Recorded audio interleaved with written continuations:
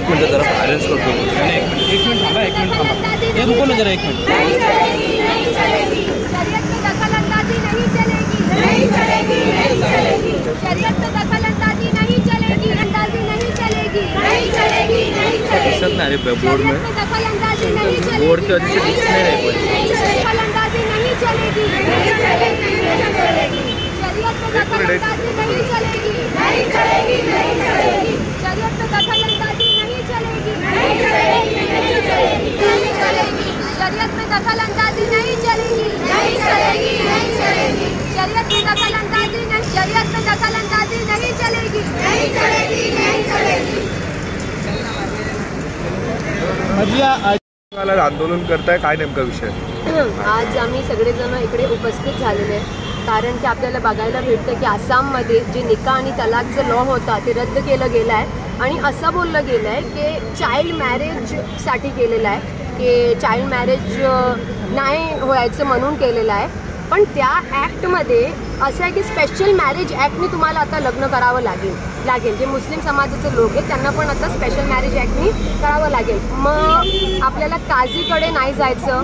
मेहरचा जे मेहर आहे एक रक्कम लग्नाच्या वेळी लोक ठरवतात त्या मुलींचा रक्कम आहे.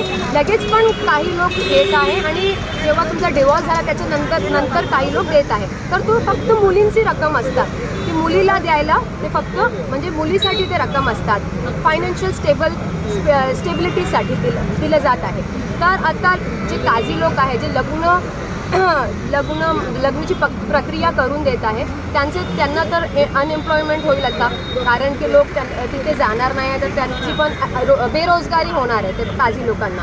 आणि मेहरची जी रक्कम आहे ते पण आता महिलांना भेटणार नाही आहे कारण की निकाह नाही होणार आहे तर मेहरची रक्कम कुठून भेटणार आहे तुम्हाला, बरोबर ना.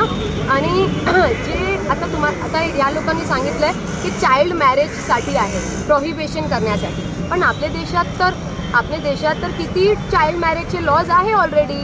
तर कशाला असं आता ड्रामा करायचं आहे ना. ऑलरेडी 1929 जे ॲक्ट होता चाइल्ड मॅरेजचा त्या ॲक्टमध्ये 14 मुलींची वय होती आणि 18 मुलांची वय होती. त्याच्यानंतर अमेंडमेंट झाला.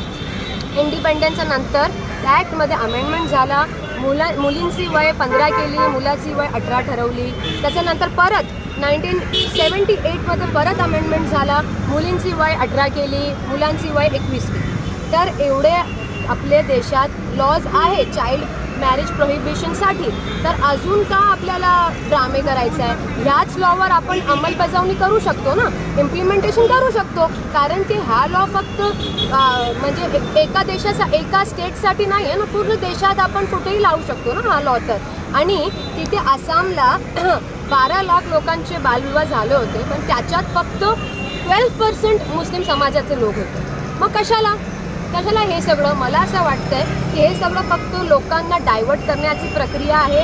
हे जे मोठे मुद्दे आहे आपल्या देशाचे जसे बेरोजगारी आणि इलेक्टोरल बॉन्ड आणि महागाई त्याच्यावर लोकांचं लक्ष जायला द्यायचं नाही आहे आणि लोकांना डायवर्ट करून फक्त ह्या सगळी गोष्ट बिझी करायची.